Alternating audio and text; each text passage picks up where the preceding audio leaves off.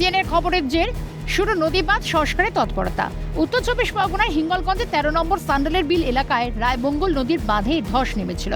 ধসের জেরে মাটি বসে গিয়েছিল দুটি জায়গায়, যা নিয়ে ভরা মরশুমে আতঙ্কিত ছিল এলাকার মানুষ। বাঁধ মেরামতির দাবিও তুলেছিলেন তারা। সেই খবর সম্প্রচার করেছিল সিএন। তারপরই শুরু তৎপরতা, নড়ে চড়ে বসল ব্লক প্রশাসন। ইরিগেশন দপ্তরের পক্ষ থেকে মঙ্গলবার শুরু হয়েছে নদী বাঁধ মেরামতির কাজ। এদিকে ক্যালকাটা নিউজকে ধন্যবাদ জানিয়েছেন স্থানীয়রা।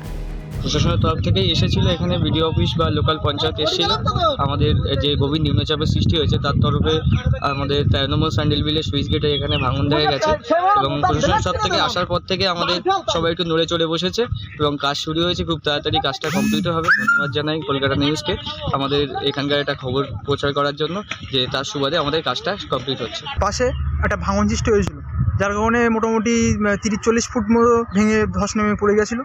যার কারণে সিএন খবর সম্প্রচার করার পরে ইরিগেশন দপ্তর, বিডিও অফিস, পঞ্চায়েত থেকে সবাই তৎপরতার সাথে কাজ শুরু করেছে এবং কাজ চলছে। সিএনকে ধন্যবাদ জানাই। কিন্তু প্রশ্ন উঠছে, কেন সংবাদ মাধ্যমে সম্প্রচারের পরই তৎপরতা? বর্ষার কথা মাথায় রেখে আগে সংস্কার করা হয় না কেন? সংবাদের নাইলে কি টনক নড়ে না প্রশাসনের? শামীম মোল্লার রিপোর্ট, ক্যালকাটা নিউজ।